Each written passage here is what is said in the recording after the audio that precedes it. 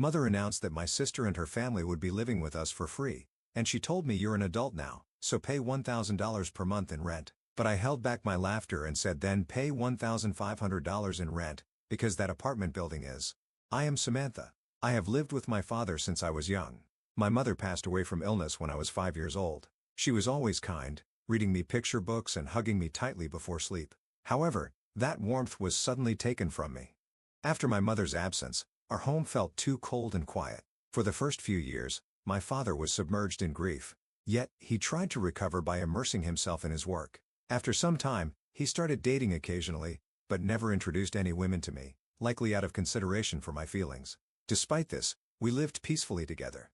On weekends, we watched movies or had picnics in the park. Even though he was busy, my father always made sure to bake a cake for my birthday and attended my school events whenever possible. However, around the time I turned 14 years old, my father was promoted and his job became even busier. He started traveling more, only being home about 5 days a month. I spent a lot of time alone, but I kept telling myself that Dad is working hard. Even though I felt lonely, I believed our relationship was still one of mutual support, but I was mistaken. One day he suddenly announced we're going to have a new family. Samantha, this is Elizabeth. She's going to be my wife. The woman he introduced wore sophisticated clothes and had a refined smile. Her blonde hair was neatly styled to her shoulders, and she extended her hand gracefully. Nice to meet you, Samantha. I'm happy to become your new mother. At that moment, a chill ran down my spine. Her smile was too perfect, almost artificial. Furthermore, Elizabeth had 2 children, 18-year-old Anthony and 16-year-old Christina. Though they were close to my age, they seemed like complete strangers to me. Let's get along as a family, Elizabeth said, but a sense of unease spread within me. As soon as Elizabeth and her children moved in, the atmosphere changed. Initially, Elizabeth acted kindly, smiling and saying, "Let's get along, Samantha." However, when my father left for his first business trip, her attitude shifted. "Samantha, you're part of the family, so you'll help around the house, right?" Feeling a sense of discomfort with those words, I nodded and said, "Yes." Helping out with chores was fine, but soon it was clear that helping meant doing everything. I made breakfast, washed dishes, cleaned, and did laundry. Elizabeth drank coffee in the living room elegantly. Christina was busy with her smartphone, and Anthony was immersed in his games. One day I asked, "Hey, Christina, aren't you going to help too?" At that, Christina laughed dismissively. "What? Why should I? You do it. I'm busy with a photo shoot for my social media." Anthony snorted. "That's a woman's job." Elizabeth just sipped her coffee looking pleased. When my father returned from his trip, Elizabeth began her performance. "Welcome back, Douglas. I've been taking care of everything at home. It's tough, but I can manage the family." I was dumbfounded. I had done everything, yet Elizabeth acted as if she was the one struggling. My father thanked her. "Thank you, Elizabeth," and turned to me with a smile. "Is Samantha helping a bit?" "Yes." I swallowed my words. Arguing seemed pointless without evidence, and my father might not believe me. Thus began my days of hell. Elizabeth's dominance escalated daily, but I couldn't ask for help from anyone. If I talked back, I was scolded for being impudent, and the punishments grew harsher. After school, I was immediately put to work. I had no time to play with friends or even study. I had to endure. Elizabeth's demands became more severe, and my burden exceeded its limits. Something had to be done. I made a decision and reported to Child Protective Services. When an investigator came and questioned Elizabeth, she cried profusely. "That's not true. I love Samantha like my own daughter. I'm doing everything for her, but she's misunderstanding." Her theatrical voice sent shivers down my spine. However, the investigator couldn't make any conclusion immediately. Days later, the results were communicated. There are issues within the home, but it cannot be labeled as abuse definitively, so only guidance will be provided. I was shocked. Despite all I had endured, nothing would change? Elizabeth sneered. "To do such a thing, what a terrible child." And since then, her treatment of me worsened. I became isolated in this house and lost any escape, but I swore to myself, one day, I will definitely turn this situation around. Until that day came, all I could do was endure. My 18th birthday should have been a special day, but reality was different. My father was away on a business trip. Of course, I had received a message from him in advance, apologizing for not being able to be home on my birthday. However, the words that followed chilled my heart. "Enjoy a wonderful dinner with Elizabeth and the others." Dinner? For a moment, I didn't understand what was being referred to. Then the meaning quickly became clear. Elizabeth had lied to my father claiming, "We are celebrating Samantha's birthday at a famous restaurant in grand style." Of course, there had been no such plans. Like any other day, I came home from school and started preparing dinner. Christina was in the bathroom, as usual, filming videos for her social media. She had many followers and claimed, "I'm going to be an influencer in the future." Anthony, despite having graduated from college, did not work and spent all his time gaming in his room. Elizabeth was drinking wine in the living room. Gathering my courage, I said, "Hey, it's my birthday today." Elizabeth replied with a cool expression. "Oh, that's right, but you're an adult now. So there's no need for special treatment, right?" Christina giggled and added, "Exactly, you're 18 years old now. Why not celebrate by yourself?" I felt anger but held it in and continued making dinner quietly. As we finished eating, the doorbell rang. A package had arrived. It was from my father. When I opened it, there was a beautifully wrapped box and a letter inside. "To Samantha, happy 18th birthday. I am proud of how you always work hard with love, Dad." As I read the letter, tears nearly spilled from my eyes. However, Elizabeth's cold voice came from behind. "What's that? Let me see." She snatched the letter from my hands, glanced at it, and scoffed. "Ah, Douglas does love this kind of thing. Proud of how hard you work. What exactly is she working hard at?" "Elizabeth, give it back." When I reached out, Elizabeth deliberately threw the letter onto the sofa. "Well, you should be grateful, but things are going to change now." "What do you mean?" I watched her warily. Elizabeth took a sip of her wine and smirked. "You're 18 years old now, right? That means you're an adult. So what? As an adult, it's normal to pay your own rent, isn't it?" I couldn't believe my ears. "Pay my own rent?" "That's right. From now on, you'll be paying $1,000 a month." Christina and Anthony chuckled. "Well, it makes sense. You can't expect to live here for free forever, but it's only $1,000, so you should be grateful," Anthony added. I was beyond angry. "What about Christina and Anthony? What about them? Do they pay rent too?" Elizabeth shrugged dismissively. "Don't be silly, Samantha. They're family, so they don't need to." "Aren't I family too?" Elizabeth smirked. "You're not my real daughter." At that moment, something inside me snapped. I silently returned to my room and opened a drawer in my desk. Inside was an important property deed. It clearly stated that the house was in my name. My mother had left it for me. The owner of the house was neither Elizabeth, nor even my father, but me. The next morning, I consulted a lawyer. Then he calmly said, "The house is in your name. That means you have the right to charge for rent from anyone living here." "That's right. Conversely, Elizabeth and her children cannot live here without your permission. If they don't pay rent, they can be treated as squatters." "I see." I smiled slowly. That night, in the living room with Elizabeth and the others, I quietly said, "I don't think I should be the one paying rent." "You should be," I suggested. "What?" Elizabeth looked shocked. "This house is in my name.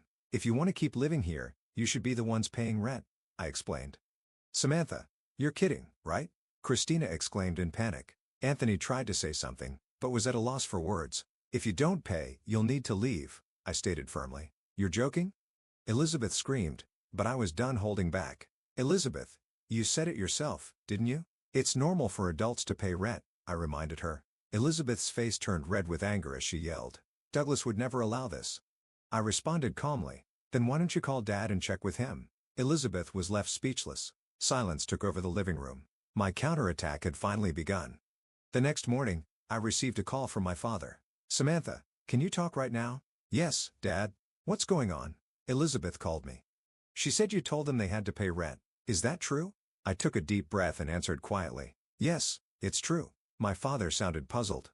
I could hear a small sigh from the other end of the phone. "Samantha, can't you reconsider? They are upset because it was so sudden." I closed my eyes quietly. Reconsider? Would someone who truly understood what I had been through say that? "Dad, can I ask you something?" "What is it, Samantha?" "Do you know what kind of treatment I've been receiving from Elizabeth and her kids all this time? While you were away on business trips, I was always the one stuck with the household chores. Elizabeth didn't do anything, but when you came back, she'd act like she'd done everything. Is that true?" "That's not all. Even when I reported to Child Protective Services, it ended with just a warning because there wasn't enough evidence. You didn't know, but I've been fighting this alone." "Samantha, that's and yet, the moment I turned 18 years old, she said, 'You're an adult now, so you should pay rent. Anthony and Christina are family, but you're not my real daughter.'" My father was silent for a while. I knew that it was necessary for him to face the realities he had failed to see. Eventually he said slowly, "I'm sorry, Samantha. I didn't know anything, and you didn't try to know." My father had nothing to say in return. "I can't forgive Elizabeth and her kids, so they need to leave," I stated firmly. "Understood, Samantha." His voice was a bit shaky. When the call ended, I stared at the ceiling, holding my phone tightly. But it wasn't over yet. I wouldn't let my guard down until Elizabeth and her kids were out of this house. That night, I faced Elizabeth and her children in the living room. Everybody, I've made a decision. Elizabeth crossed her arms and glared at me coldly. Christina sat with a sullen look, crossing her legs, while Anthony was busy with his smartphone as usual. The house is in my name. If you want to stay, pay rent, but if you don't pay, you'll need to leave. Elizabeth scoffed. Samantha, you're joking, right? You're still a child and you say that. I'm an adult, right? Didn't you say that yourself? Elizabeth's expression stiffened. I've decided. You have 30 days to leave. Christina stood up abruptly, kicking the chair. What? Who do you think you are? This is Dad's house. No, it's my house. That's a lie. Elizabeth raised her voice, but I had already prepared the documents and placed them on the table. Here the property deed. Feel free to check it. Elizabeth's complexion changed instantly. What? I can no longer forgive how you've treated me like a maid. So you need to leave this house. Elizabeth said with a trembling voice. Don't mess with me. A child like you doesn't have the right to decide something like this. The law seems to think otherwise. As I recalled the advice from my lawyer, I calmly informed them. If you don't vacate within 30 days, I can sue you for illegal occupancy. Anthony, still clutching his smartphone, muttered, seriously? Christina looked incredulous. I'll tell Dad. Elizabeth shouted. I already spoke to him. I replied calmly. What did he say? He said he understood. I said. Elizabeth's face turned pale. No, this can't be. Christina stood up yelling. This is ridiculous, kicked out by a kid like this. It's not ridiculous. I've made this decision, I stated. I stood up, gathered the documents, and added just one more thing. Pack your things within 30 days. I then left the living room. Behind me, I could hear Elizabeth's shouts and Christina's cries, but it didn't matter anymore. This is my house. Days passed since I notified Elizabeth and her children about the eviction. They were clearly panicking, but seemed to have no real intention of leaving. Christina and Anthony remained defiant, and Elizabeth was obviously scheming to corner me somehow. Then, finally, my father returned from his business trip. The moment I heard the front door open, I headed to the living room. Douglas. Elizabeth cried out, throwing herself at him in a scene that seemed straight out of a movie. Honey, you have to understand. Samantha suddenly started saying crazy things, trying to kick us out. Where are we supposed to go? She's confused. Please, say something to her. Elizabeth's performance was perfect. Crying desperately, she played the part of the unjustly ousted, pitiful stepmother. However, I wasn't going to be deceived. Neither was my father anymore. He gently peeled Elizabeth off him and said with a cold look, Elizabeth, stop the act. What, honey? Elizabeth froze. I contacted Child Protective Services, he continued. At those words, Elizabeth froze. The CPS? She repeated in a trembling voice. I had them verify what kind of treatment you were giving Samantha while I was away. How you've been treating her. His voice was stern.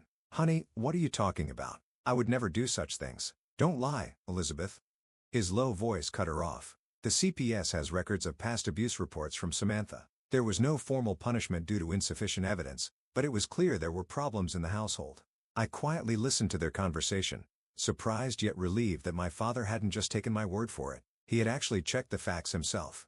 But Elizabeth broke down, her voice teary. It's a misunderstanding. Samantha was just rebelling against me, exaggerating everything. I truly considered her family. So let me ask, he said sternly, looking down at Elizabeth. How did you spend Samantha's 18th birthday? Elizabeth stumbled over her words. Well, that is. You told me it would be celebrated grandly at a restaurant. But in reality, Samantha was making dinner. Elizabeth just opened and closed her mouth, unable to respond. I was too caught up in my work to see what was happening. But now I understand, what you've done is abuse. Elizabeth collapsed in tears. Please, Douglas, we're family, aren't we? Believe me. You said you loved me. He sighed and said emotionlessly. The person I loved wasn't lying to me. Elizabeth's face was drained of all colors. That's enough. We're getting a divorce. Christina and Anthony watched as their mother broke down. Why would you say that, Dad? Christina screamed. You're abandoning Mom? That's cruel. It's time for you two to face reality. He spoke quietly. You have always looked down on Samantha and pushed all the household chores onto her. It was wrong of me to have allowed this to go on, but I've reached my limit. Anthony stood up abruptly, kicking his chair. Don't mess with us. Where are we supposed to live now? I responded calmly. You'll have to figure that out on your own.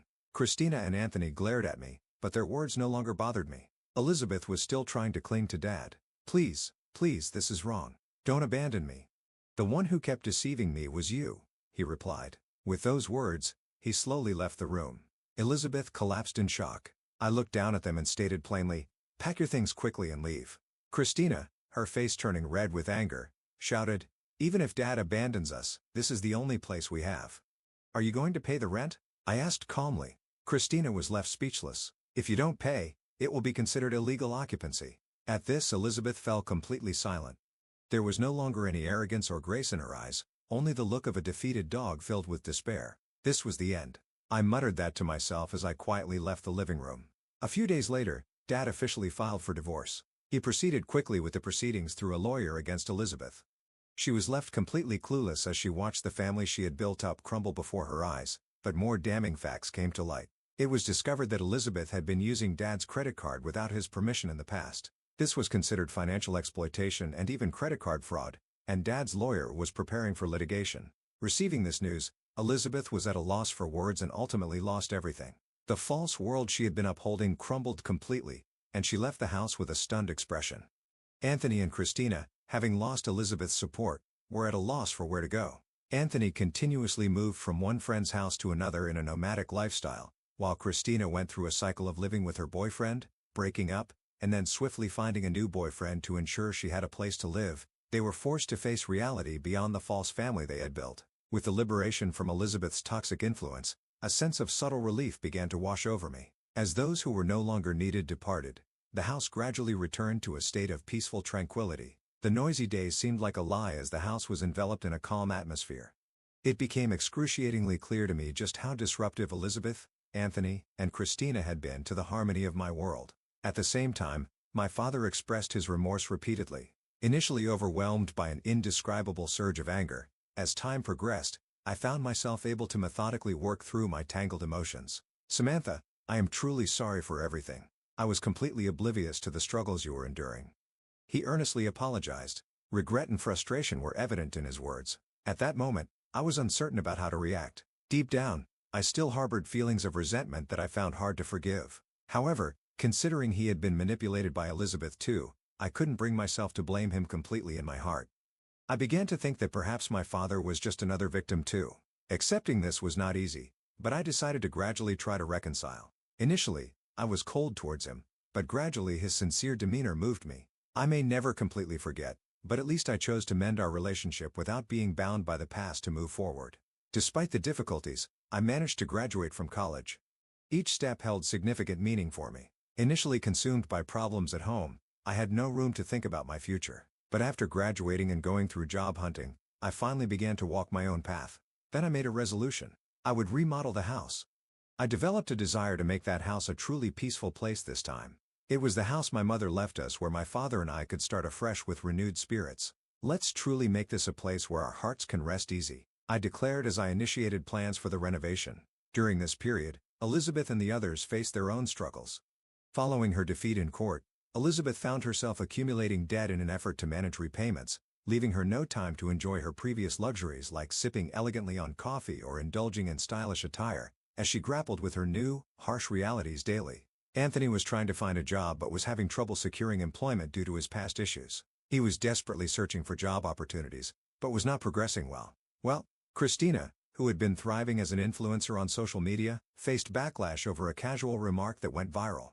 Furthermore, her past actions were exposed online, garnering resentment from followers. I realized that there was no longer a need for me to concern myself with their tribulations. With each step of the house's renovation, the anxiety and anger in my heart gradually faded. The act of renewing the house felt as though it was rejuvenating me as well, and I found myself increasingly eager to see the transformation. Finally, on the day everything was completed, warm light bathed the interior, casting a glow that filled the space with tranquility and a deep sense of security. Realizing that this house is my new starting point, I take a deep breath.